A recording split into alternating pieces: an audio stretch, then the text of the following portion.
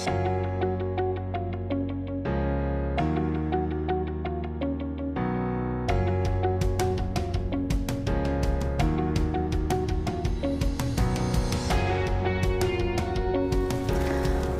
Swastiastu.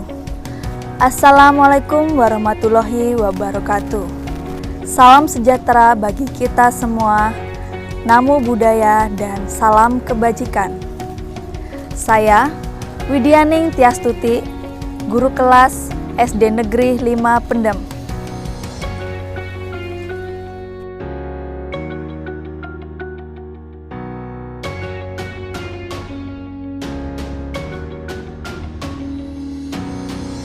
Pelaksanaan aktualisasi adalah kegiatan yang bertujuan untuk menindaklanjuti isu atau masalah yang ada pada lingkungan kerja. Isu yang saya angkat yaitu rendahnya minat siswa terhadap mata pelajaran matematika. Hal ini disebabkan karena siswa merasa kesulitan mengerjakan soal cerita matematika. Berdasarkan isu tersebut, gagasan pemecahan masalah yang saya lakukan yaitu dengan menggunakan metode Polya. Judul yang saya angkat yaitu penerapan metode Polya pada soal cerita mata pelajaran matematika kelas 5 SD Negeri 5 Pendem.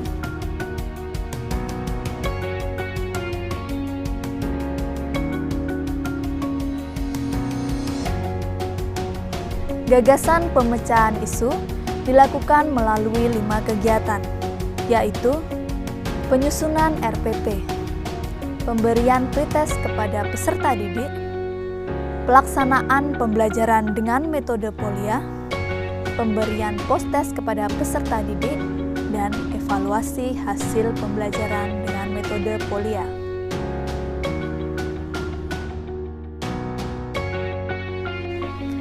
Berikut ini akan saya tampilkan kegiatan habituasi yang telah saya laksanakan.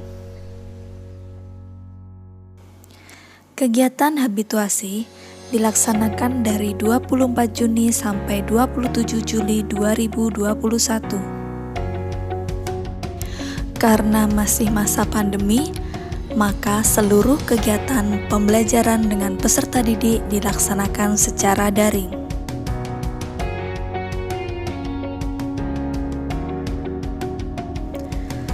1. Penyusunan RPP.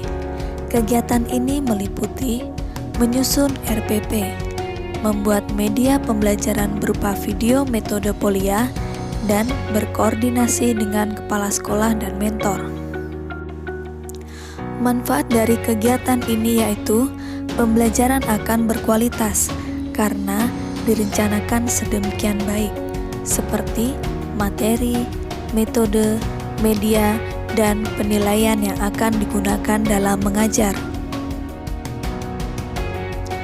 Output dari kegiatan 1 yaitu tersusunnya RPP dan tersedianya video pembelajaran.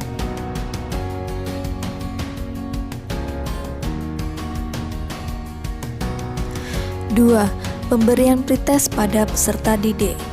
Kegiatan ini meliputi menyusun soal pretest, membuat Google Form sebagai sarana pretest peserta didik, memberikan soal pretest kepada peserta didik mengerjakan soal pretest, meminta saran dan masukan dari mentor. Manfaat kegiatan ini yaitu untuk mengetahui kemampuan awal peserta didik sebelum diterapkan pembelajaran metode Polya. Output dari kegiatan 2 yaitu tersedianya soal pretest dan hasil pretest peserta didik.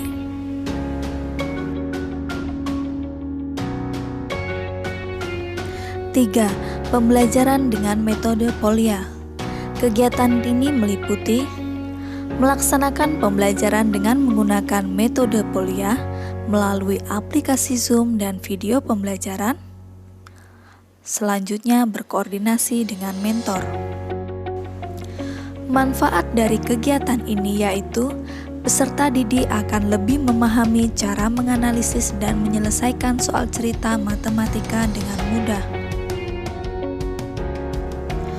Output dari kegiatan 3 yaitu tersedianya media audiovisual berupa video pembelajaran metode Polya.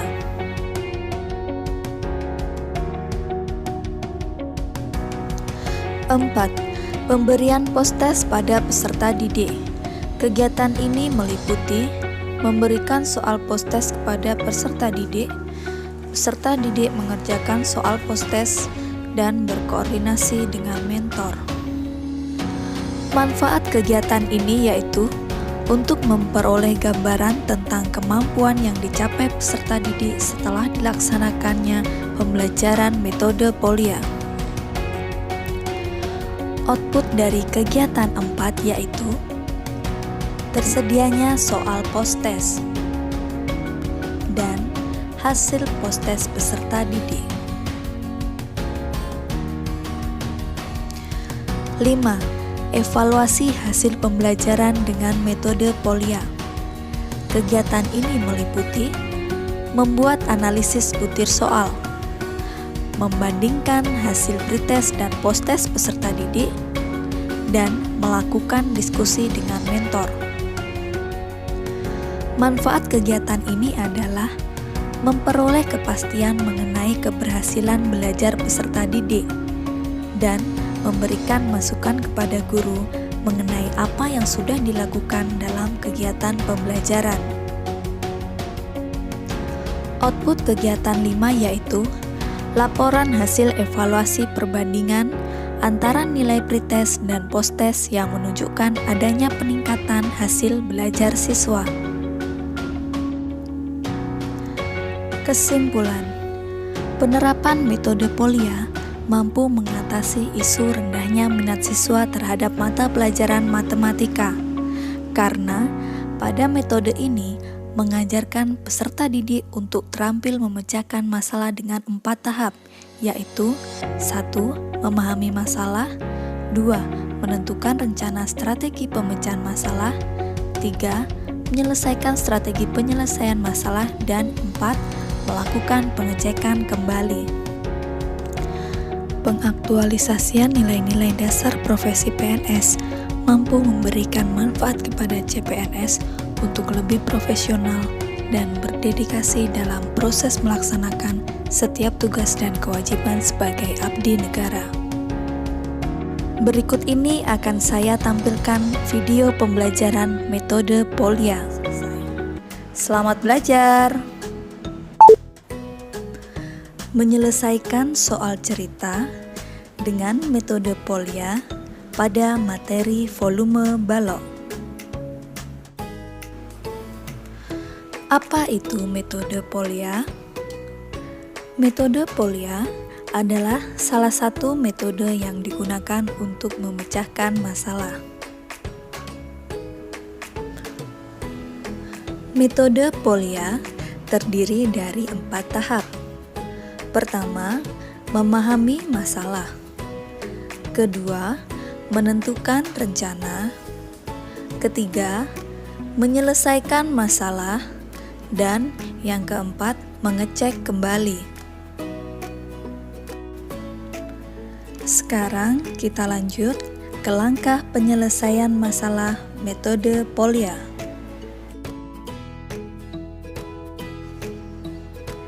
1. Memahami masalah. Pada tahap ini, kita menuliskan diketahui dan ditanya. Diketahui yaitu menuliskan apa yang dijabarkan pada soal. Selanjutnya, ditanya yaitu menuliskan apa yang ditanyakan pada soal. 2. Menentukan rencana. Pada tahap ini, kita menentukan rencana penyelesaian masalah, yaitu dengan menuliskan rencana atau menuliskan rumus yang akan digunakan untuk menyelesaikan soal. 3. Menyelesaikan masalah. Pada langkah ini, kita memasukkan apa yang diketahui dari soal cerita ke dalam rumus.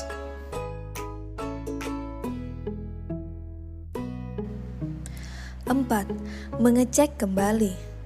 Pada tahap ini, kita mengecek kembali dari tahap 1 sampai tahap 3, lalu menyimpulkan jawaban.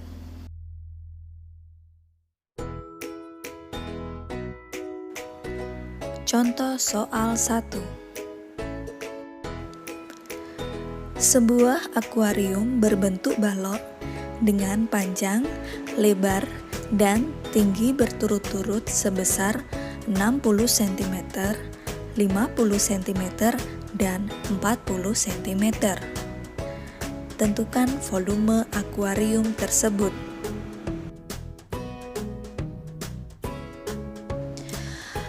Anak-anak, mari kita selesaikan soal tersebut dengan metode Polya. 1. Memahami masalah.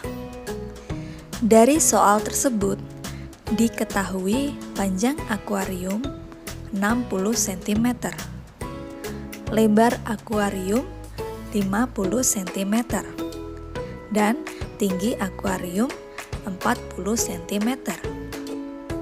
Selanjutnya, menuliskan apa yang ditanyakan pada soal. Yang ditanyakan yaitu volume akuarium.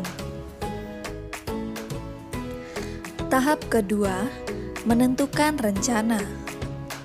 Dari soal di atas, kita mengetahui bahwa akuarium berbentuk balok. Jadi, volume akuarium sama dengan volume balok. Rumus volume balok adalah panjang kali lebar kali tinggi.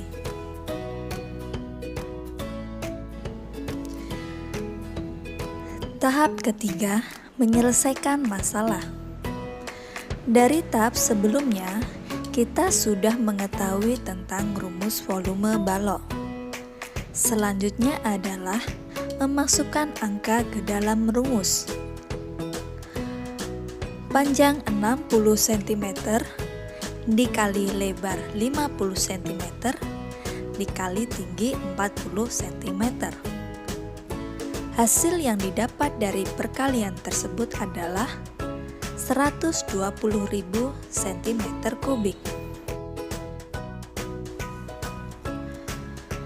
Tahap terakhir yaitu mengecek kembali. Pada tahap ini, kita harus memeriksa kembali dari tahap 1 sampai tahap 3. Apakah rumus yang digunakan sudah sesuai? Apakah ada kesalahan dalam menghitung hasil jawaban? Jika sudah benar, maka kita dapat mengambil kesimpulan. Jadi, volume akuarium adalah 120.000 cm3. Om Swastiastu, saya Nimade Ari Pramitasari, guru SD Negeri 5 Pendem sekaligus mentor. Menurut saya, tentang apa yang sudah dilaksanakan oleh Saudari Tias mengenai pembelajaran matematika dengan menggunakan metode Polya sudah sangat baik. Itu bisa kita lihat dari keaktifan siswa, nilai siswa yang sudah baik setelah pelaksanaan kegiatan pembelajaran dengan metode Polya. Dari itu, kami guru-guru di sini akan mencoba mengimplementasikan metode yang sudah dilaksanakan oleh Saudari Tias di kelas 5. Kami mencoba di sini akan menggunakannya pula sehingga nantinya siswa kami di SD Negeri 5 Pendem tidak takut lagi dengan pembelajaran matematika dan menyukai pelajaran matematika. Nah, demikian dari saya ucapkan terima kasih. Om Santi Santi Santi Om. Om Swastiastu, nama saya Ayu Kade Alia Aulia, kelas 5, nomor absen 19. Saya memberikan komentar tentang pembelajaran metode Polya.